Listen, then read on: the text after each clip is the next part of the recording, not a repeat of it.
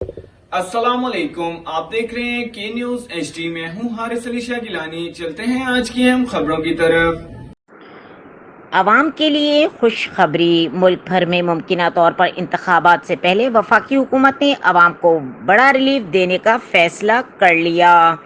ملک بھر میں ممکنہ طور پر انتخابات سے قبل وفاقی حکومت نے عوام کو بڑا ریلیف دینے کا پلان بنا لیا۔ وفاقی وزیر خزانہ اسحاق ڈار جون کے دوسرے ہفتے میں قومی اسمبلی میں بجٹ پیش کرنے کا پلان بنا لیا۔ اجلاس جون میں بلانے کی تجویز سامنے آئی ہے۔ وفاقی حکومت نے آخری بجٹ میں عوام کو بھرپور ریلیف دینے کا فیصلہ کیا ہے۔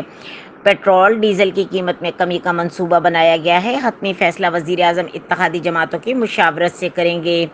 وزیر خزانہ اسحاق ڈار اتحادی جماعتوں کی مشاورت سے بجٹ تیار کریں گے۔ نئے بجٹ کی تیاری میں IMF کے خدشات بھی مد نظر رکھے جائیں گے۔ بجٹ کے حوالے سے تجاویز سامنے آئی ہیں، جس کے مطابق سرکاری ملازمین کی تنخواہوں میں 50% اور پنشن میں 30% اضافہ کیا جائے گا، جبکہ مزدوروں کی کم از کم اجرت 40,000 کی جائے گی۔ اتحادی جماعتوں کے ساتھ ترقیاتی فنڈز پر بھی اہم فیصلے کیے جائیں گے۔ مزید خبروں اور اپڈیٹس کے لیے ہمارے ساتھ رہیے گا۔ تب تک کے لیے اپنا خیال رکھیے گا۔ اللہ حافظ۔